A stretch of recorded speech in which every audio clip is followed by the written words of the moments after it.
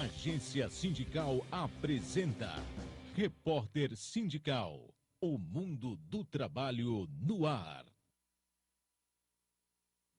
Olá, no ar Repórter Sindical, programa que divulga o movimento sindical, divulga as categorias, debate os assuntos de interesse dos trabalhadores e do sindicalismo. Eu peço desculpas por estar assim, extremamente gripado, mas tem que trabalhar e tem que apresentar o nosso programa. Portanto, estou assim com essa cara de cansado e olheiras é por causa da gripe e um pouco rouco, mas vamos tocar. É assim a vida real. Lá no Plim Plim é tudo maquiado, é tudo faz de conta. Aqui não, aqui toca conforme é a vida real de todos nós. Nós, como já dito, nós estamos fazendo uma série de 4 programas sobre sindicalismo e democracia.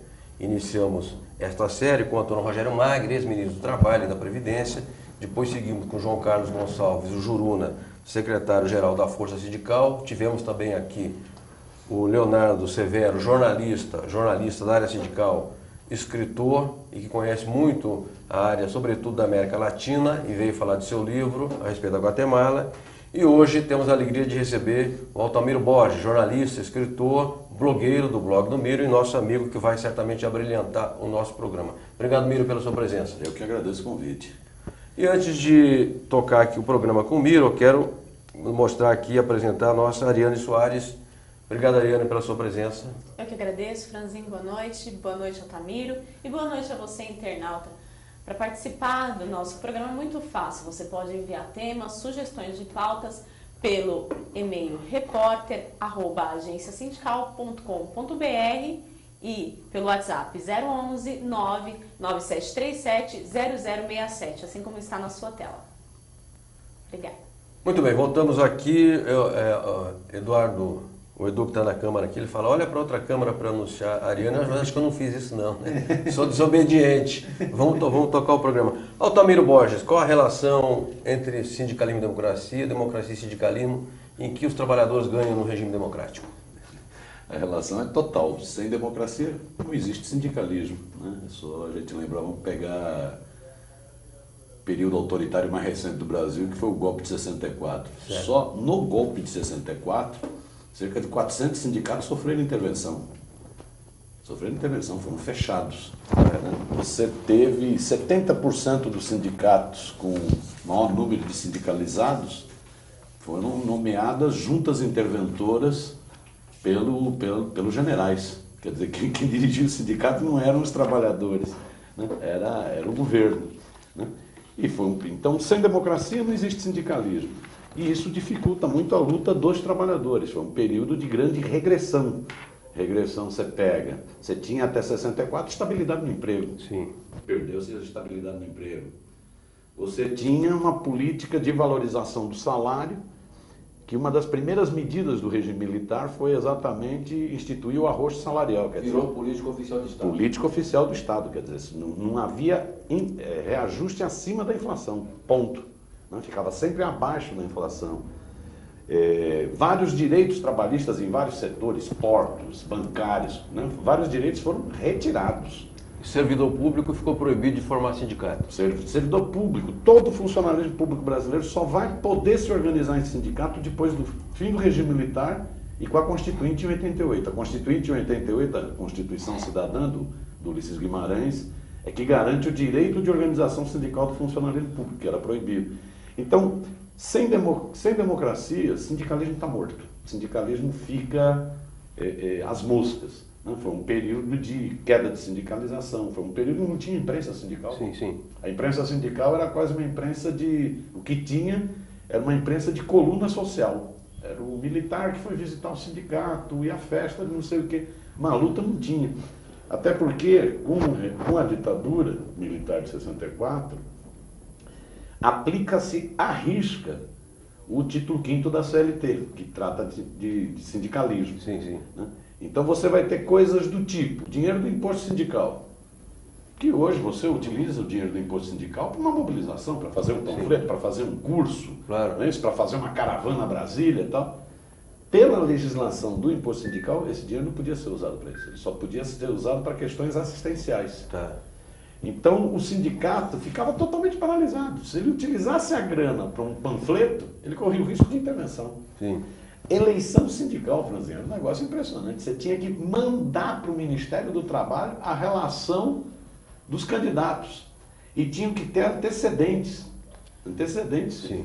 Se aparecesse o nome do sujeito lá numa ficha que fez uma greve, dirigiu uma greve em 50, em 60, ele estava excluído da chapa. Tá. Era o regime militar que determinava a chapa. Entendi. Teve casos no Brasil que foram engraçadíssimos, para não dizer trágicos, do Ministério, dos militares, né, dormirem de touca, não conseguirem captar que estava lá um dirigente sindical ativo.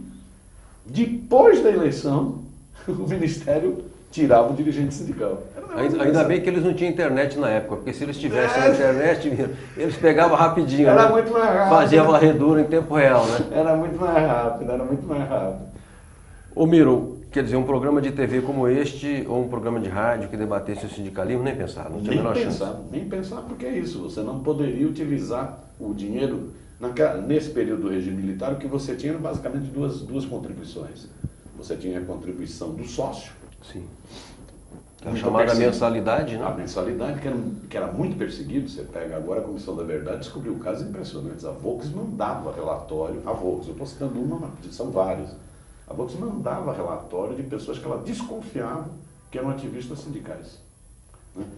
Então você tinha o dinheiro, e isso gerava um medo lascado na empresa, por isso que a taxa de sindicalização ficava baixa. Sim. Né? E você tinha o imposto sindical, que é de 41, se eu não me engano. Sim, sim. Né?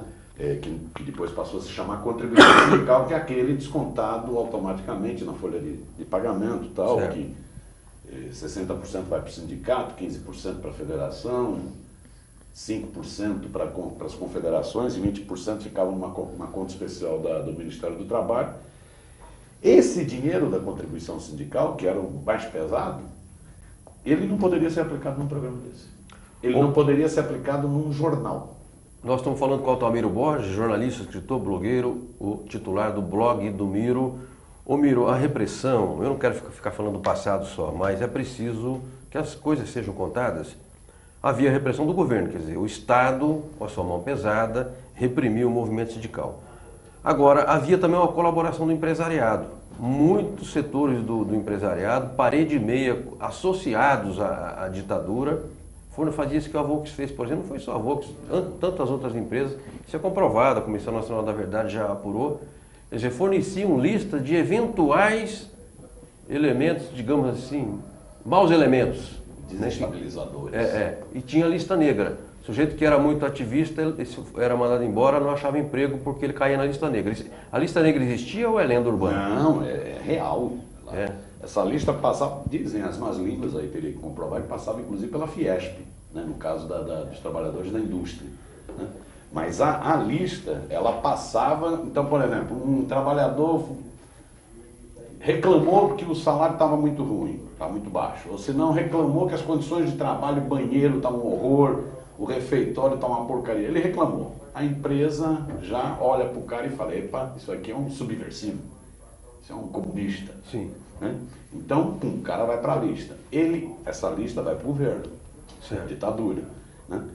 Ele é demitido. A partir do momento que ele era demitido, ele não conseguia mais emprego nas empresas da região. E o camarada não sabia por que não conseguia emprego. Embora fosse um bom profissional, tivesse uma carreira. Exato. Profissionais, é isso. Profissionais, às vezes especializados, ferramenteiros, florneiros, não conseguiam emprego na região. Então é evidente que a lista existia. Como que uma empresa sabia que ele tinha sido... É que essa lista circulava entre as principais empresas da região. Eu conheço várias pessoas que tiveram muita dificuldade, tiveram que sair do estado, tiveram que se deslocar para outros locais para poder sobreviver. Entendi. Bom, é importante esse depoimento do Altamiro e que a história seja sempre contada e recontada, porque a gente não pode repetir os erros do passado. Nós vivemos num momento, o mês de agosto especialmente, em que setores muito conservadores da sociedade, a título de combater o governo, que é um direito que todo cidadão tem, essas pessoas começaram a questionar o regime democrático. Isso é absolutamente inadmissível.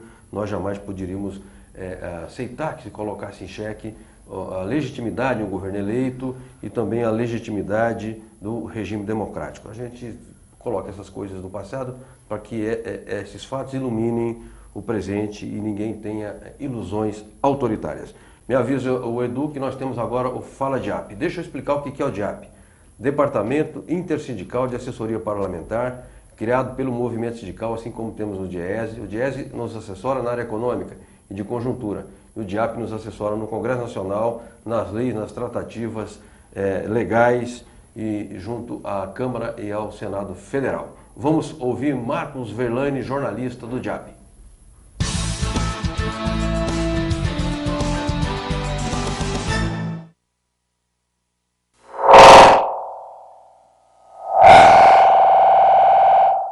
Boa noite, Franzin. Boa noite, Miro. Boa noite, internautas. É muito importante destacar que sindicalismo e democracia é um binômio fundamental para o desenvolvimento da sociedade brasileira. O sindicalismo porque luta pelos direitos dos trabalhadores, ampliação de salário, melhores condições de vida, e a democracia porque é o regime mais adequado para que essa luta tenha êxito, tenha sucesso na sociedade brasileira. Portanto, o grau de democracia pode ser medido também pelo grau de desenvolvimento, de preparação, de intervenção política do movimento sindical na sociedade brasileira.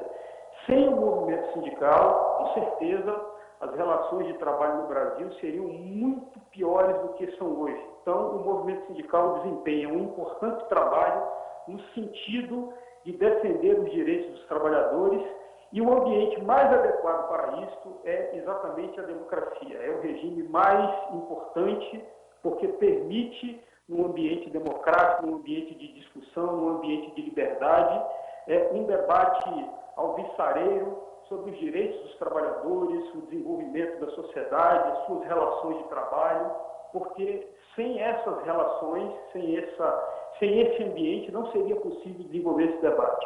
O sindicalismo tem uma intrínseca relação com a democracia e a democracia tem uma intrínseca relação com o sindicalismo. Um sem o outro não seria possível o desenvolvimento da sociedade brasileira. O sindicalismo porque permite discutir os problemas dos trabalhadores no ambiente saudável da democracia. E a democracia permite o desenvolvimento dessas relações, né, no ambiente de discussão, de liberdade, para que as amplas maiorias da sociedade possam defender os seus direitos e interesses. Então, essa relação umbilical entre sindicalismo e democracia é fundamental. Defendê-los é defender a sociedade brasileira numa situação em que se permita o desenvolvimento de amplas massas dos trabalhadores e garantir que a sociedade se desenvolva nesse ambiente oxigenado, com condições de que a sociedade melhore, discuta os seus problemas de maneira democrática. Portanto, o DIAP entende que o sindicalismo e a democracia têm tudo a ver um com o outro e um sem o outro não é possível que haja desenvolvimento na sociedade brasileira.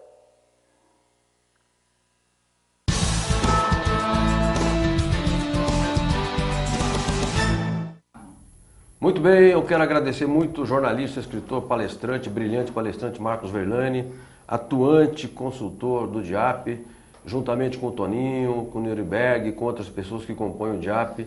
O Verlani faz um trabalho excepcional em Brasília e ajuda muito os trabalhadores brasileiros e o movimento sindical. Obrigado. O DIAP para acessar, tem um site www.diap.org.br www.diap.org.br.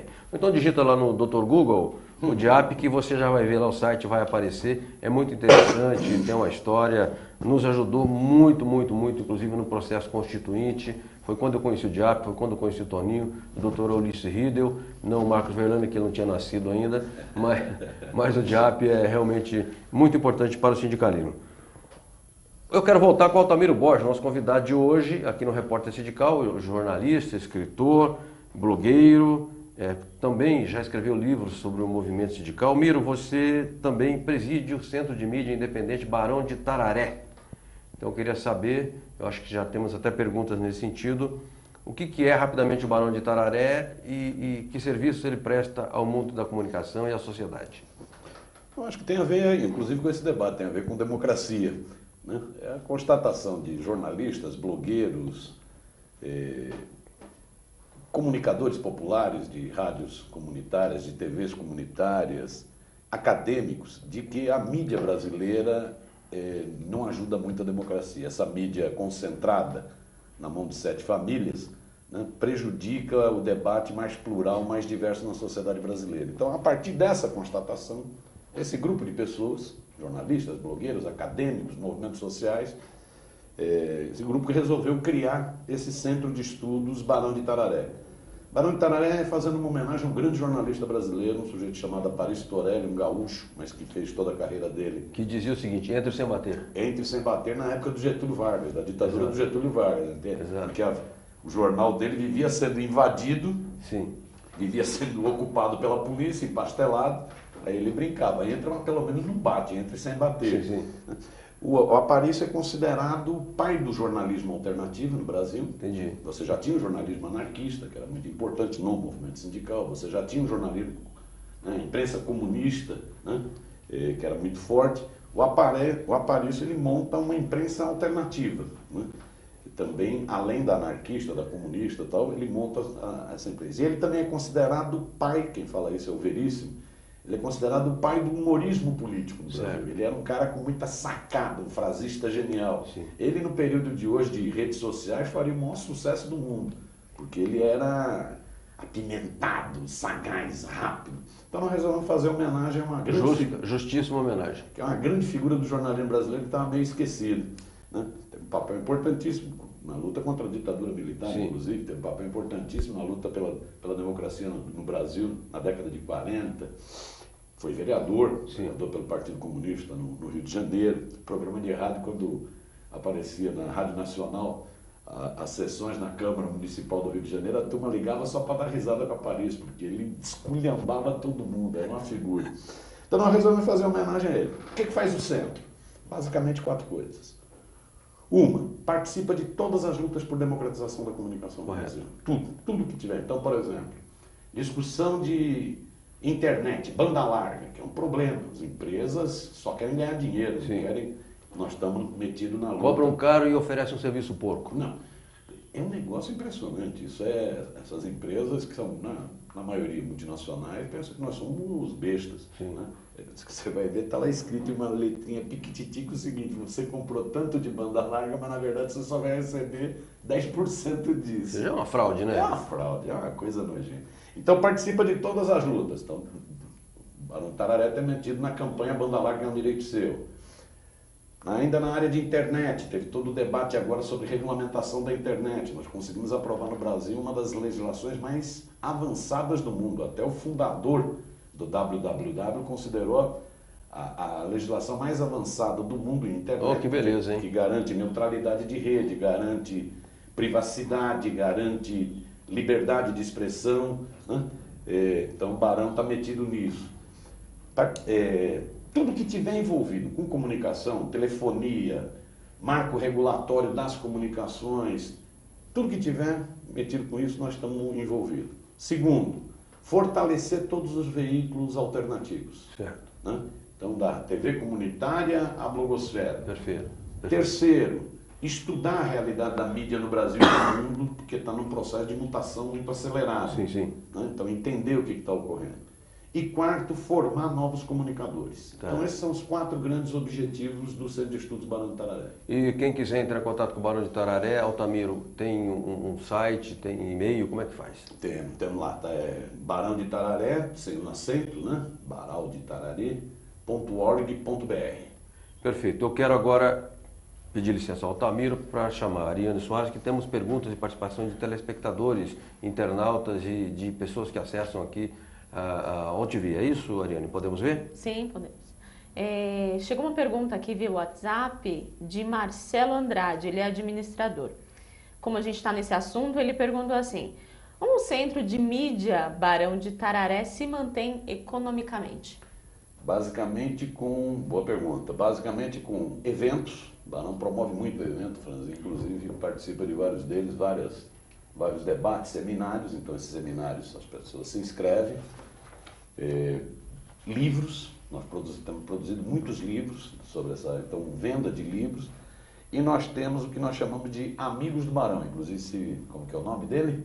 Do menino que perguntou? Marcelo. Marcelo. Se o Marcelo quiser, ele pode virar um amigo do Barão do Tararé. Que é só entrar lá no site, tem lá a parte Amigos do Barão, que são pessoas que contribuem mensalmente. Então nós temos várias pessoas que nos ajudam mensalmente, tem várias entidades que contribuem com o Barão, várias centrais sindicais, CUT, CTB, UGT, né? Vários sindicatos, né? Que dão sua contribuição mensal para o Barão do Tararé. Basicamente com essas 3 fontes que a gente sobrevive. Perfeito. Eu quero retomar aqui o programa com o Altamiro. Tem mais perguntas ou já posso tocar, Ariane? Pode tocar. Perfeito. Altamiro Borges, voltando aqui ao nosso assunto, sindicalismo e democracia. Hoje é o 4º programa que fazemos sobre o tema. Esgotamos esse tema. A gente fala em sindicalismo e democracia, as pessoas pensam assim só na cúpula sindical, né?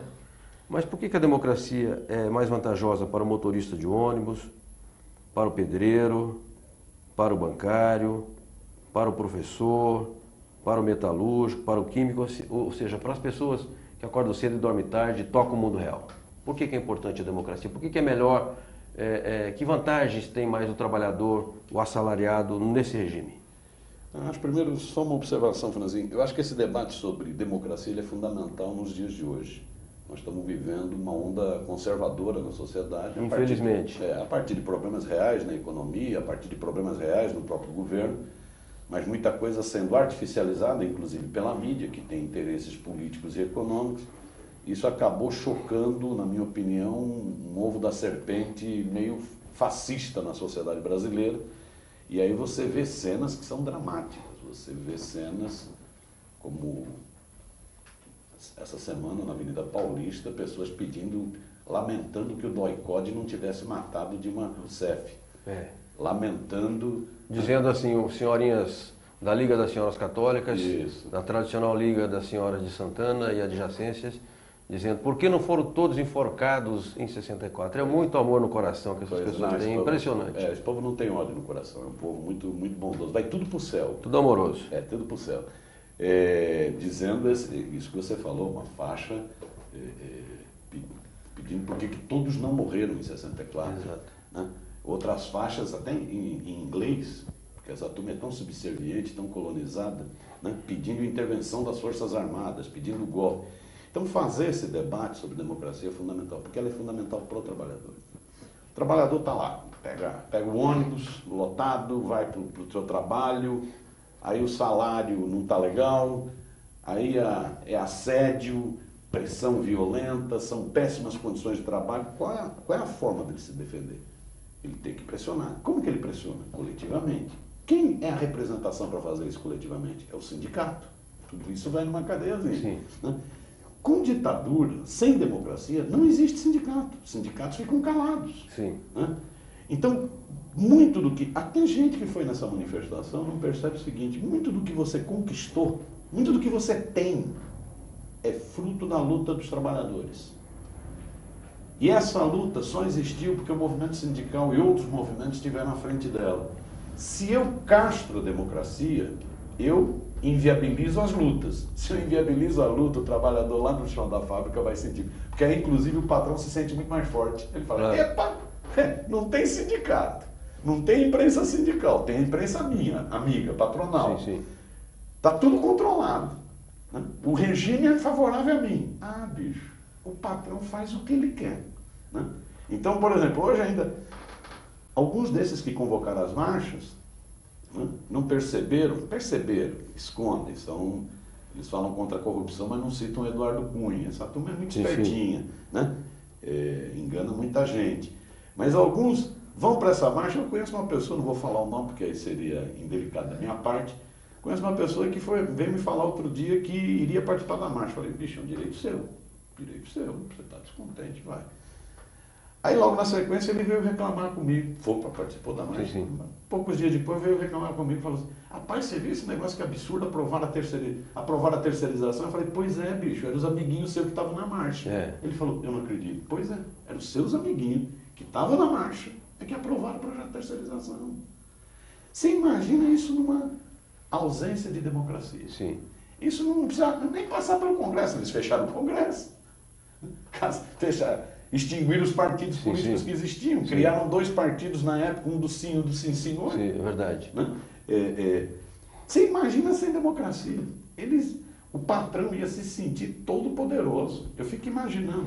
As empregadas domésticas tiveram uma importantíssima conquista agora, que foi fruto de pressão do movimento sindical, Exato. fruto de pressão de parlamentares vinculados à luta dos trabalhadores, que foi acabar com essa escravidão que existia. Claro, claro. Eu fico imaginando numa ditadura, essas madames aí, Sim. a primeira coisa que elas iam fazer era pedir para tirar essa lei de novo.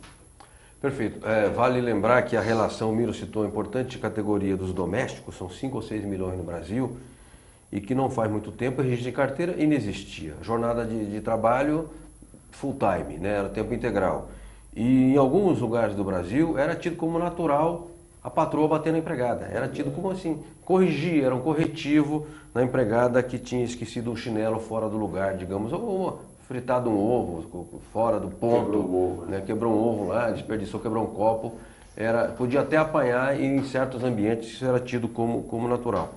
As empregadas domésticas formaram sindicatos, formaram uma federação e se articularam com as centrais sindicais e começaram a se expressar enquanto força organizada, força sindical e política. Portanto, tiveram esses avanços citados pelo Altamiro Borges. Me avisa o Edu que temos uma reportagem. A reportagem é sempre uma externa que nós temos no programa, é com o Serginho Leite, presidente da FECINFAR, Federação dos Trabalhadores nas Indústrias Químicas e Farmacêuticas do Estado de São Paulo, entidade ligada à Força Sindical. Mas, antes de chamar a botar no ar, quero lembrar que hoje, nesta data, publicou na Folha de São Paulo um artigo importante, o Miguel Torres, presidente da Força, na página 3, coluna Tendência e Debate, em que ele elenca uma série de problemas na economia brasileira e chama a atenção para a necessidade de evitar o desemprego e tomar medidas contra o desemprego. Bacana o artigo, achei muito bom. Parabéns, Miguel. Vamos à reportagem? Podemos ir?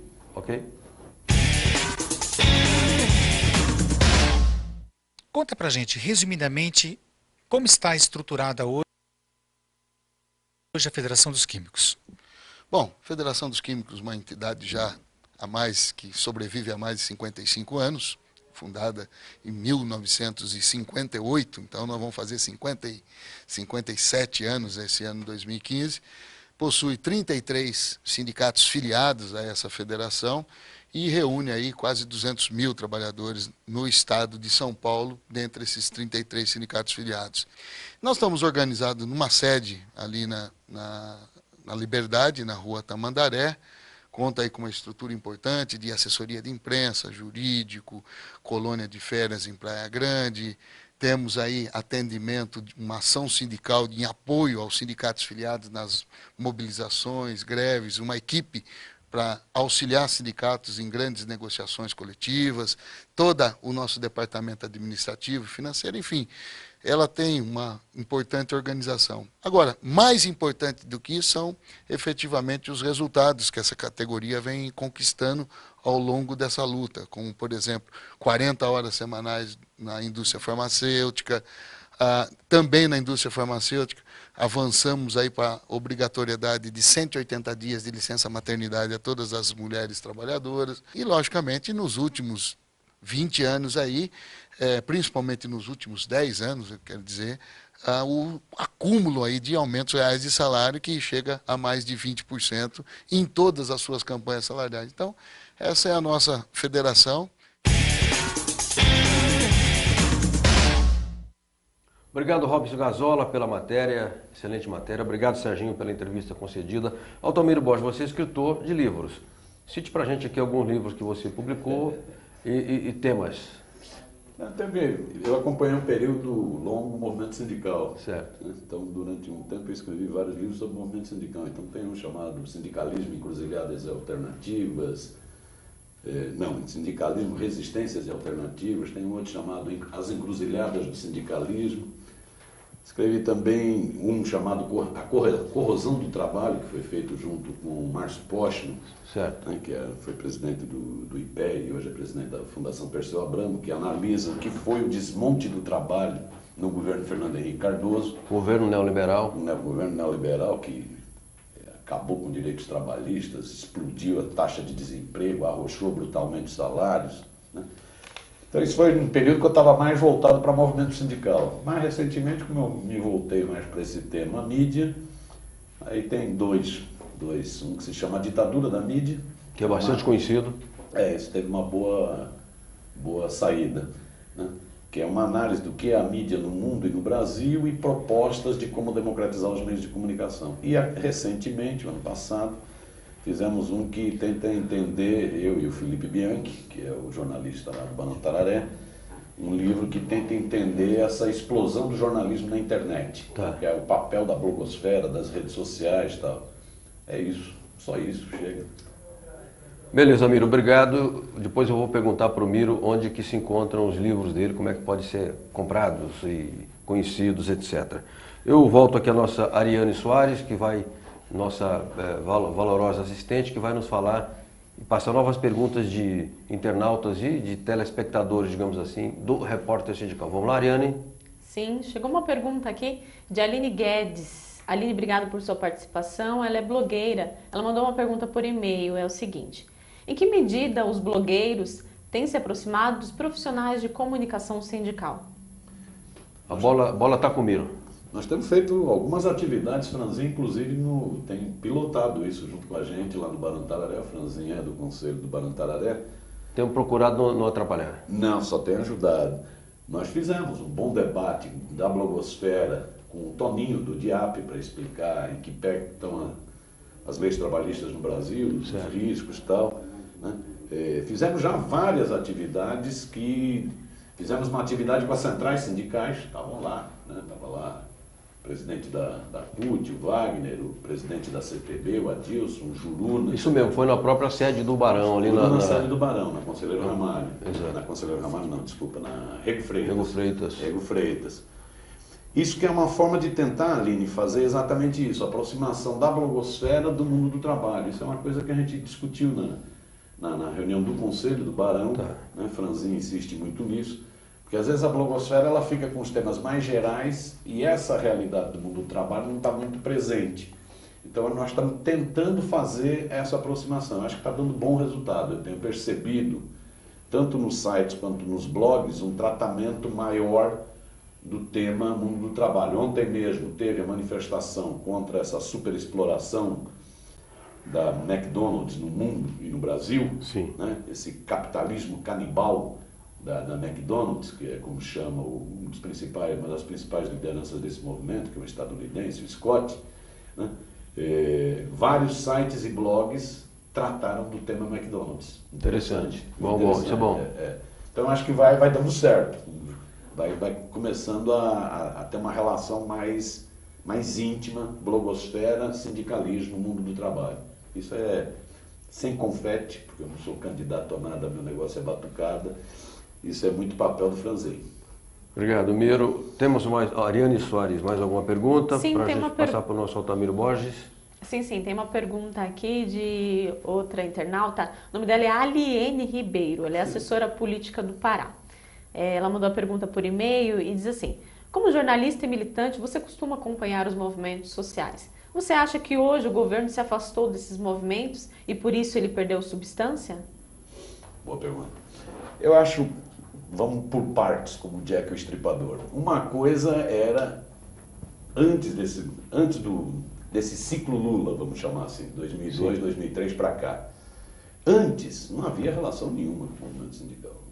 Fosse tentar conversar com o Fernando Henrique Cardoso no Palácio do Planalto para ver como ia encontrar as portas. Não tinha relação. Ao contrário, a relação era de tentar desmontar direitos trabalhistas, né? A relação era truculenta, né? Era de tentar desmontar. Nós conseguimos barrar algumas coisas importantíssimas. Estava para votar, foi pressão do movimento sindical, estava para votar que ia acabar o legislado para vingar só o negociado, ou seja, ia acabar os direitos trabalhistas. Desfazia muitos artigos da CLT, inclusive, praticamente desmanchava a CLT. Então, com o príncipe da Sorbonne, com o Fernando Henrique Cardoso, não tinha papo. Era uma visão truculenta. Tanto é que você vai ver a relação do PSDB com o movimento sindical é muito precária. Ainda hoje. Ainda hoje. Com o Lula, até pela origem dele, ter sido líder sindical, a relação melhorou muito. Passaram a ter muito mais conversas, né? Várias conferências, muitas conferências. Com a Dilma, eu acho que houve um certo esfriamento, até porque não é muito na origem dela, né? Então foram mantidas todas as conferências, foram mantidas todas os fóruns de conversação, mas eu acho que deu uma esfriada. A crise agora fez com que a presidenta Dilma falasse: epa, quem me elegeu foram os movimentos sociais. Ou eu mantenho uma relação privilegiada com os movimentos sociais, ou eu vou ficar só dependendo dos achacadores do Congresso Nacional. Eu estou morta. E agora, então, ela tenta retomar essa relação, até por uma questão de sobreviver, né? Porque o cerco está muito violento. A derrota no Congresso Nacional foi impressionante. O Congresso Nacional, o movimento sindical caiu pela metade. Sim, sim. Tinha 90 e poucos deputados federais, caiu para 40 e poucos deputados federais. O que aumentou no Congresso Nacional foi exatamente a bancada empresarial. O conservadorismo. O conservadorismo, a chamada bancada do BBB, né? Bala, boi e Bíblia, né? Que são os fundamentalistas religiosos, a turma dos programas de televisão de violência, sim, a bala, e a turma do agronegócio. Então a Dilma percebeu o seguinte: estou com muita dificuldade nesse Congresso Nacional. Uma pressão violentíssima. Ou eu retomo essa relação com os movimentos sociais em novo patamar, ou eu estou pendurada. Perfeito. Na semana passada, passada, teve uma bela atividade, até cheguei a comentar contigo, no Palácio do Planalto. Cerca de 2.000 lideranças do movimento social. Serginho estava, inclusive. Esse é o chamado Dialoga Brasil? Dialoga Brasil. Não, é o chamado Diálogos com o Movimento Social. Ah, tá. Diálogos com o Movimento Social. Então foi um momento muito importante, onde a presidenta sentou, ouviu as centrais sindicais falarem, o movimento dos trabalhadores do campo, né, CONTAG, MST falarem, movimento de juventude, e ouviu, porque movimento de moradia, porque a turma foi para cima dela. Sim, também. sim. A turma foi para lá para falar duas coisas. Primeiro, Dilma, nós não aceitamos retrocesso. Você ganhou a eleição, então você governa. Nós não aceitamos golpe, impeachment, não aceitamos esse choro dos perdedores da eleição do ano passado. Isso é golpe. Então nós defendemos o seu governo, a legalidade democrática. Segundo, Dilma, avance nas suas posições. Nós precisamos de mais. Nós não podemos ter retrocesso. Nós não podemos ter ajuste fiscal que elimine dinheiro para Minha Casa Minha Vida. Nós não podemos ter ajuste fiscal que aperte o calo do aposentado, né? Não podemos ter ajuste fiscal que atrase pagamentos, por exemplo. Agora está se falando na questão do 13º. Sim, sim. Né? Não podemos ter isso. Então a turma foi para cima dela. Então foi um jogo... E por isso que é bom o diálogo, por isso que é bom essa conversa. Foi um jogo muito franco. Defendemos o seu governo, mas queremos avanço, não queremos retrocesso também no seu governo. A pressão legítima que a sociedade exerce por meio das suas entidades só é possível porque existe democracia. Exatamente. Que é o tema do nosso programa hoje, Sindicalismo e Democracia, com Altamiro Borges, jornalista, escritor e blogueiro. Me avisa o Eduardo que temos um intervalo. O intervalo é o momento que participam entidades que nos apoiam aqui no Repórter Sindical. Vamos lá?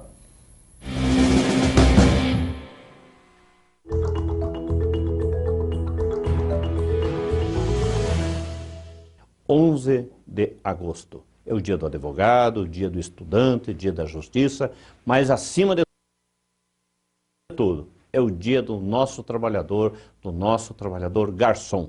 A pessoa que vos serve, a pessoa que lhe traz alimentação na sua mesa, a pessoa que vos recebe em nossos restaurantes. Os companheiros garçons, nós renovamos o nosso compromisso de legalizar a gorjeta e a taxa de serviço.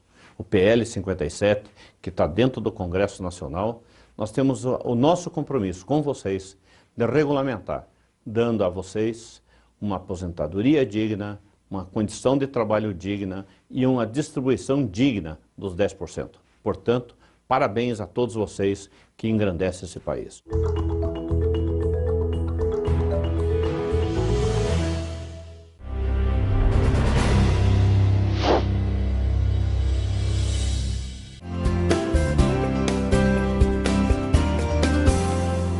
Uma reunião muito importante porque é uma forma que a nova central encontrou de uniformizar as informações aos sindicatos filiados, às federações filiadas, uniformizar aquelas informações que hoje estão dentro do Senado, que estão com o senador Paulo Paim no Senado Federal e que vêm, de alguma forma, beneficiar ou prejudicar os trabalhadores, porque se trabalha com a informação, o sindicato hoje tem que trabalhar muito em cima da informação e a intenção da nova central sindical é essa, jogar na antecipação. Primeiro dizer que o PL 30, que veio da Câmara dos Deputados, esculhamba todo mundo do trabalho. Eu pretendo rejeitar o que veio da Câmara e um outro projeto que seria construído, ele, na verdade, não traria, digamos, para o andar de baixo os 40 milhões de brasileiros que são seletistas. Pelo contrário, ele pegaria os 12 milhões e meio que estão hoje num regime que eu chamaria quase de semi-escravidão e regulamentaria a situação desses.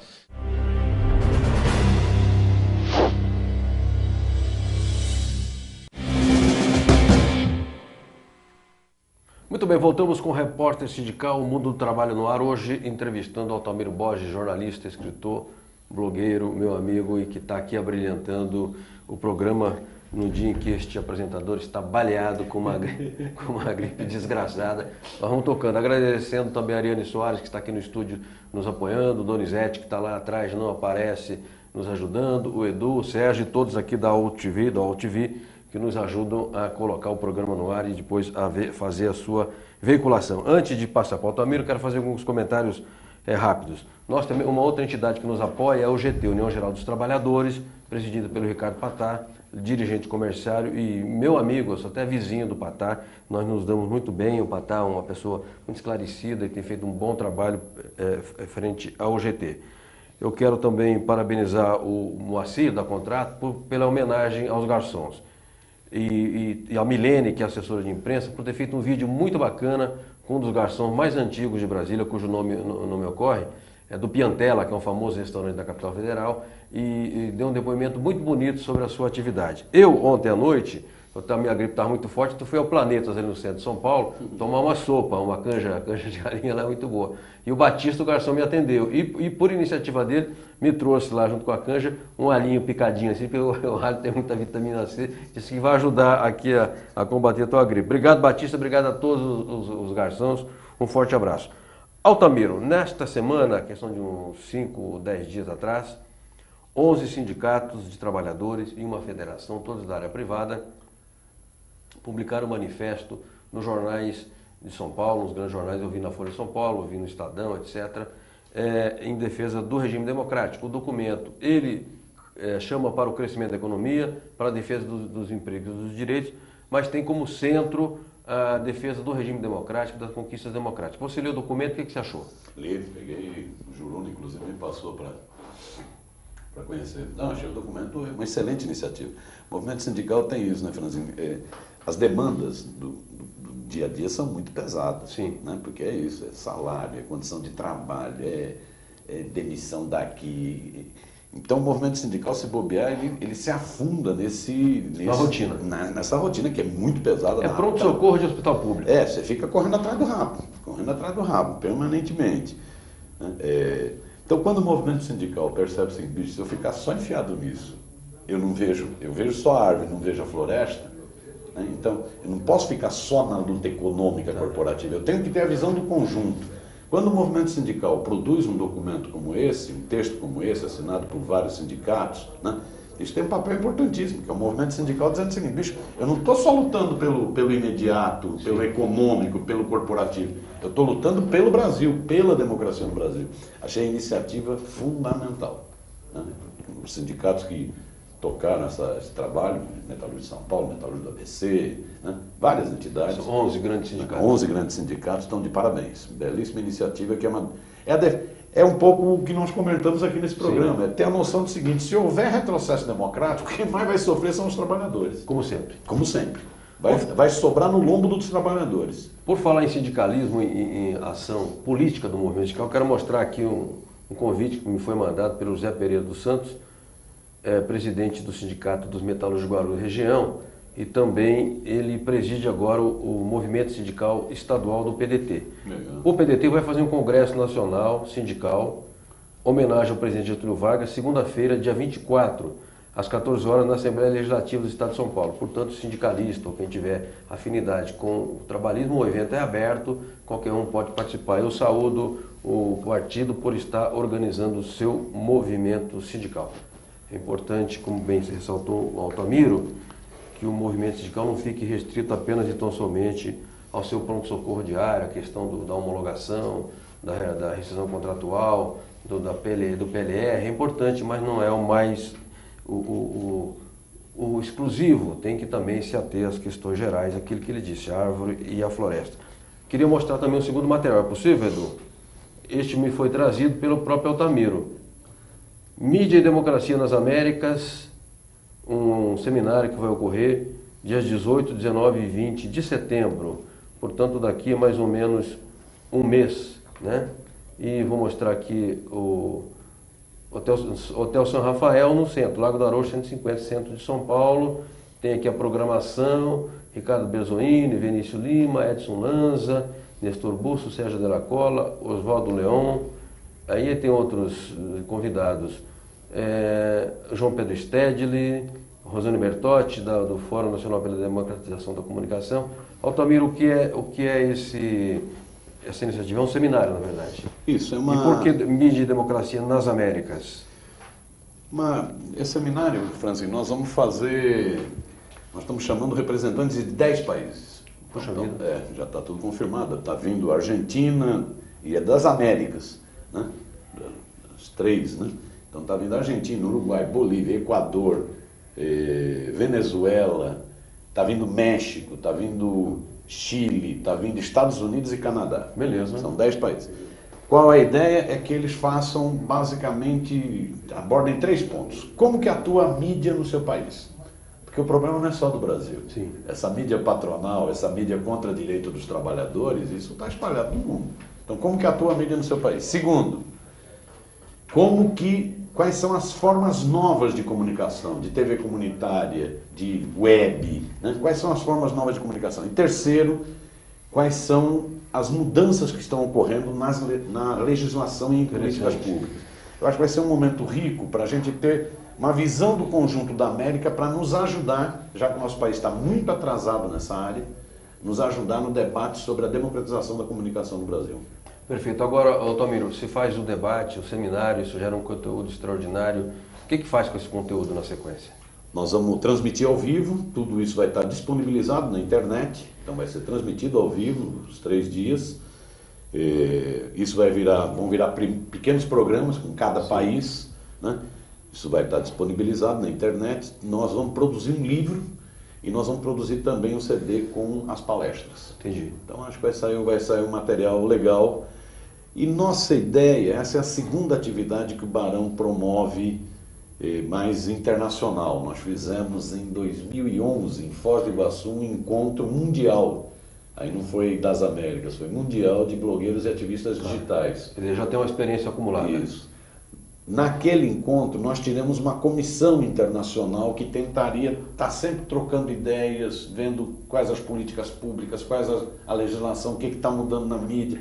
Essa comissão é formada por Inácio Ramonet, do Le Monde Diplomatique, pelo Pascoal Serrano, do Rebelião da Espanha, pelo Granovski, do Página 12 da Argentina, pelo André Contreras, que é daquele movimento democracinal dos Estados Unidos, que é o que teve um papel importantíssimo naquele movimento Occupy Wall Street. Sim, sim. Então essa comissão ela vem trocando ideias. Qualificada, hein? Né? É um time bom. Vem do Palhares, aqui da Carta Maior de São Paulo. Né? Essa comissão vem trocando ideias. Né? Vamos ver se esse seminário permite que a gente já dê mais alguns passos nesse sentido de troca de experiências, de elaboração de políticas para essa área de comunicação. Beleza. Quem sabe a gente possa introduzir alguma coisa também da imprensa sindical nesse debate, né, Miro? Podíamos tentar. Pode tentar. Ainda é possível. Beleza, beleza. O Edu me disse para chamar agora o arquivo sindical. É isso, Edu? Nós temos um momento aqui no Repórter Sindical que é de memória. Legal. Nós temos muito material gravado, acumulado ao longo de anos, e para que isso não se perca, a gente procura colocar aqui no ar, e a memória desta edição do Repórter Sindical é com o meu amigo, grande figura humana, jornalista, escritor, brilhante escritor, Audálio Dantas. Vamos lá? Que beleza. Arquivo Sindical. A história vivida do sindicalismo brasileiro.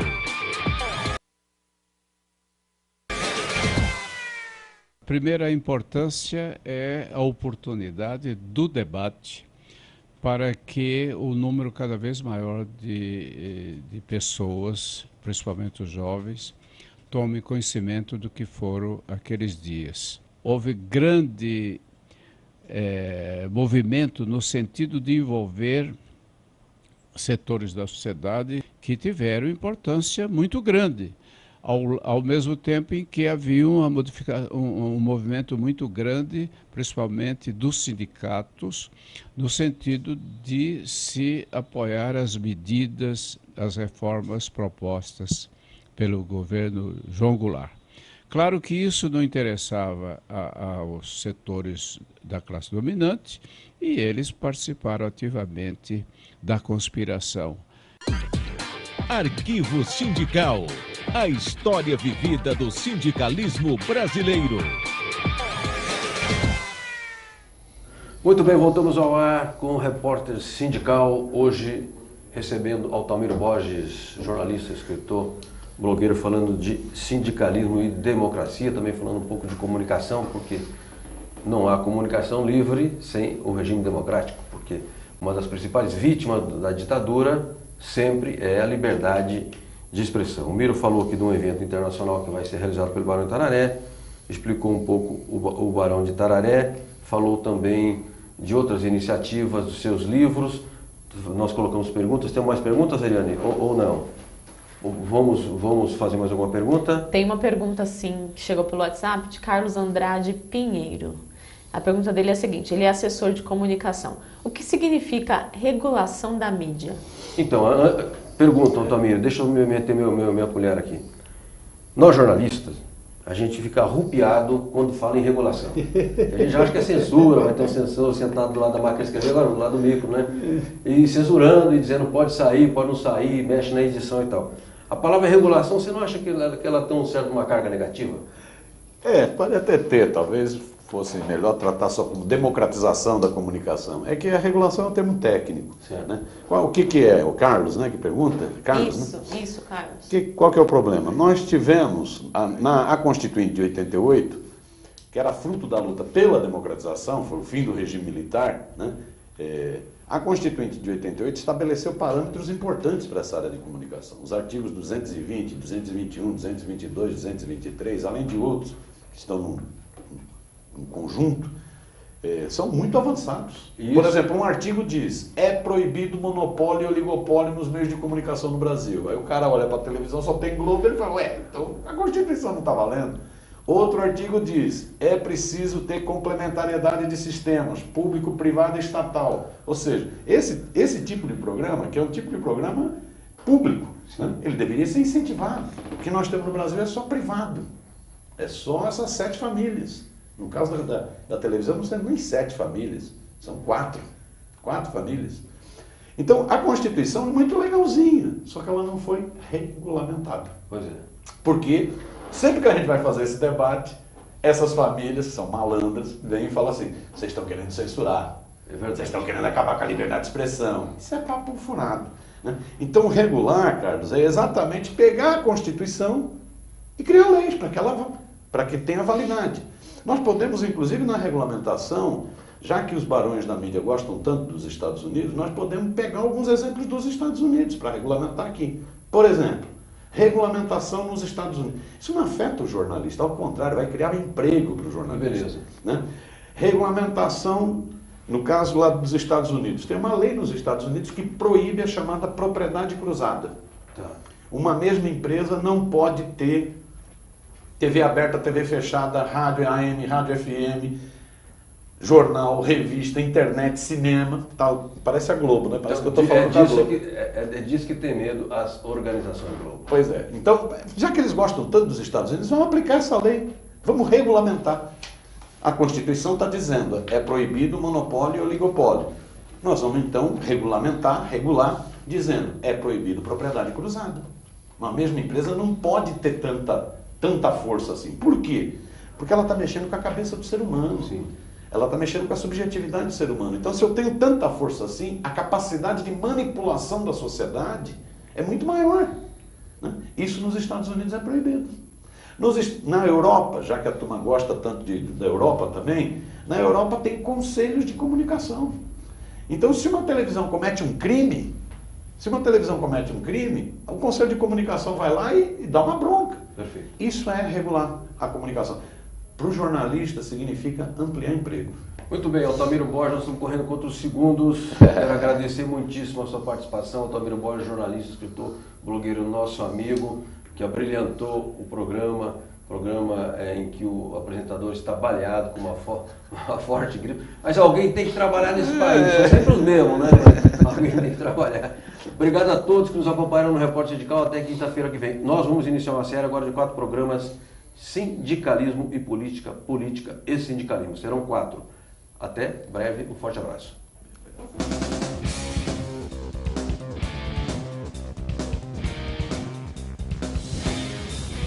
Agência Sindical apresentou Repórter Sindical, o mundo do trabalho no ar.